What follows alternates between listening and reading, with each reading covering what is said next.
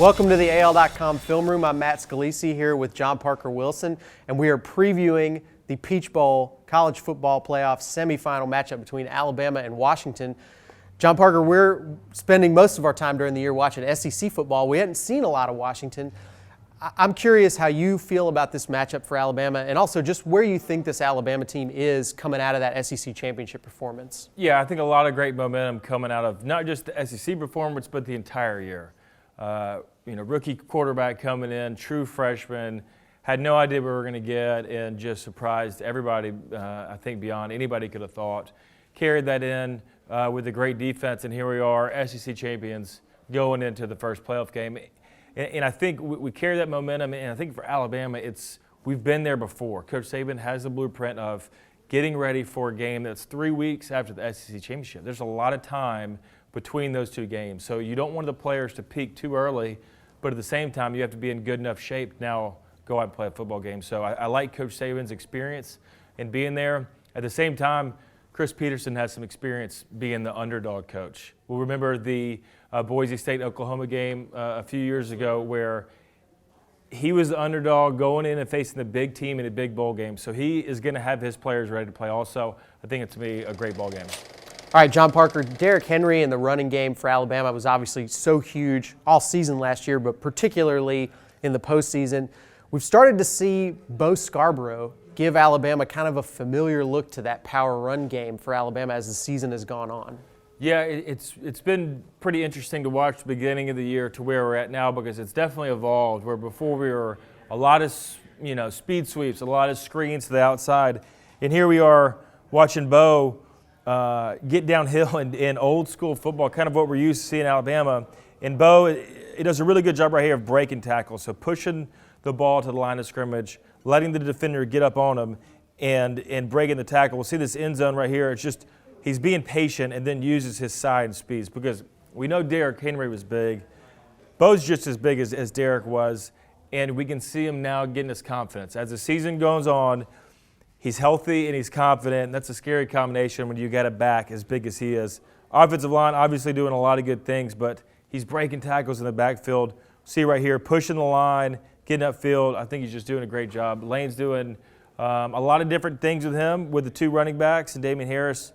And then as big as he is, we see him outrun the whole entire defense. We've seen it a couple times this year now of where he gets to the second level, catches the edge right here, gets it upfield, and just, I think, becoming an all-around running back.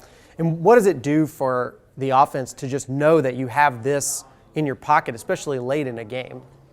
The more things you can do, the offense, the more power you have, the more explosive you can be. Now we can throw it to Ardaris, we can hand it to Bo. Where before we thought it was just Calvin and Damian Harris.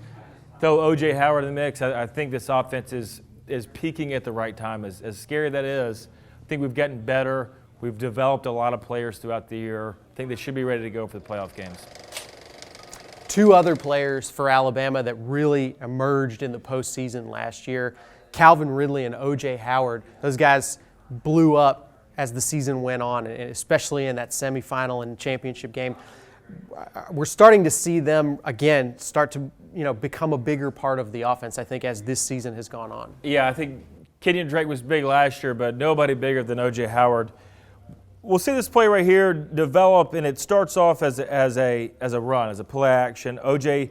fakes a block right here and does a good job of running an out route and just being patient. And I think as we run the ball more with Bo, the tight end becomes more involved in the passing game. We'll see this back right here, see him faking the run. So now the linebacker's eyes go to immediately to the backfield.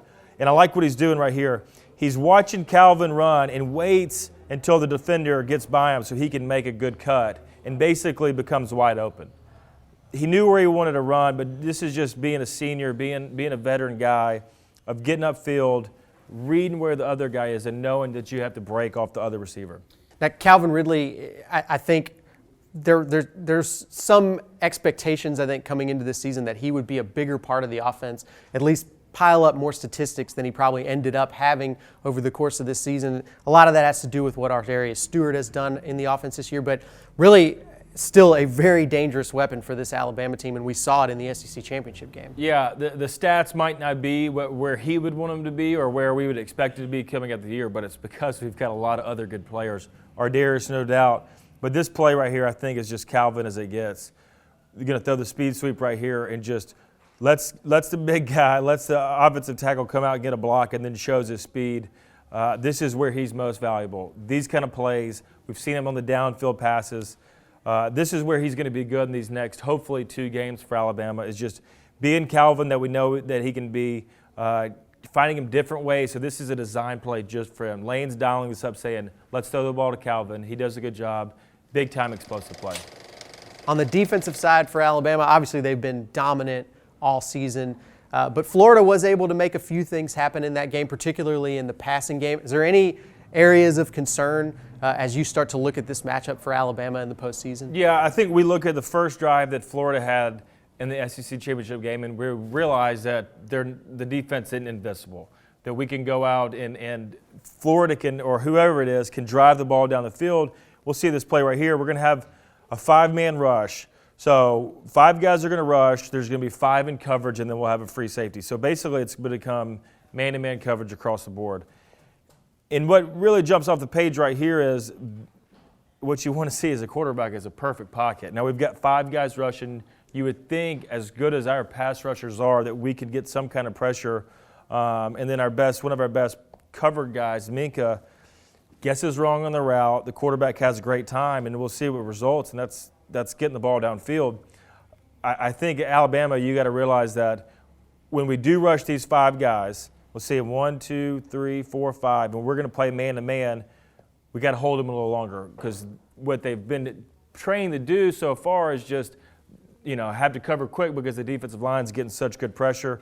Right here, that's not the case. Quarterback's got plenty of time.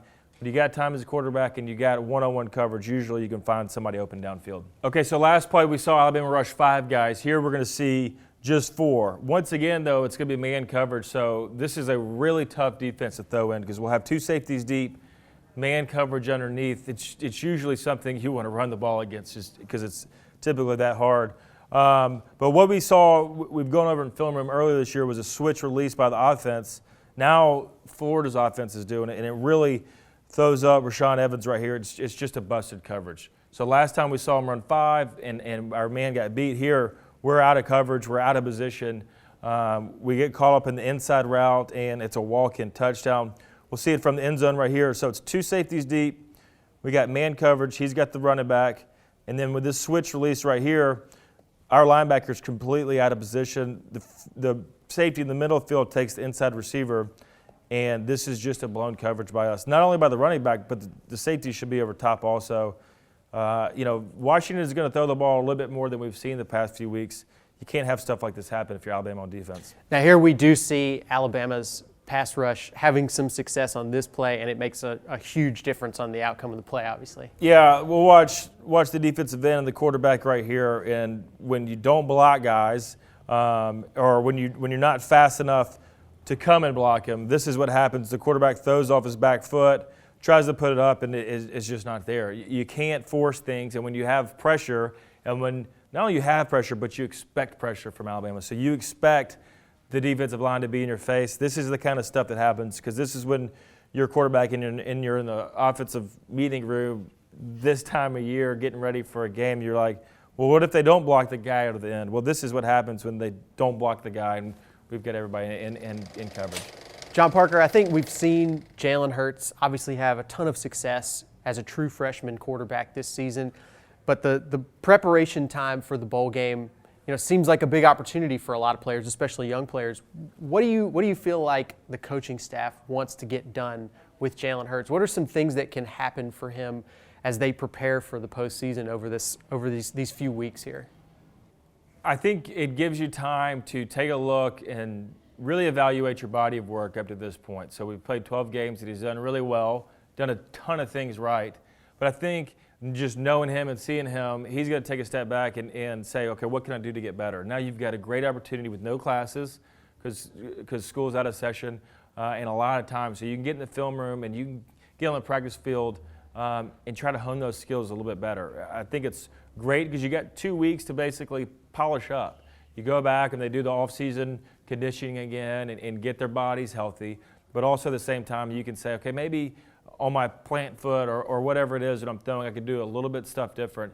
And then you got a whole week to go back, okay, and get to where your normal preparation is. So you get 2 weeks to polish up. You get 1 week of normal preparation. And like I said earlier, I think Coach Saban, better than anybody, uses this time to his advantage. All right, well, that's it for Film Room this week. Be sure to download our app, AL.com Football, in the Apple TV and Roku stores, and you can watch every episode of Film Room there.